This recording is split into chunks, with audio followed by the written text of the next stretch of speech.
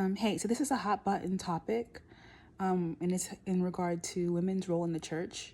So I have a friend who pastors a church with her husband. They both preach from the pulpit, and she shared a really good perspective. She said that they basically balance each other. Like her husband is more analytical, and she's more practical and colorful, and the congregation receives from them both, and they're a good balance.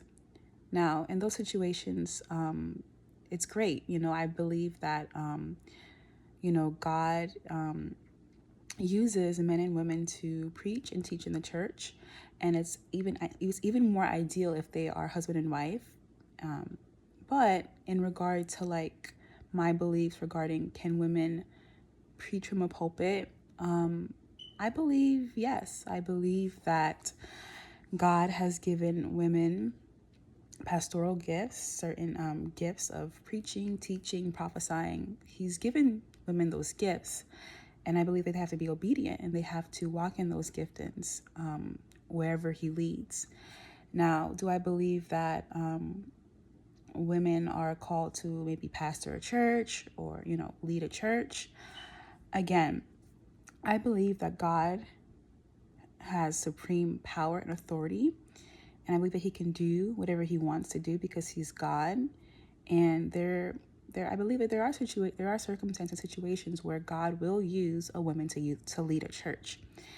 But we have to remember, though, that God is supreme. He is over any leader, over any pastor. So we submit to God. And I also believe that if a person is called to be a female pastor, that they should have accountability. They should have, people who watch over them, make sure that overseers, make sure that they are walking worthy of their calling. But again, these are I feel like it can be a little legalistic in a way in regards to women in the church and their role.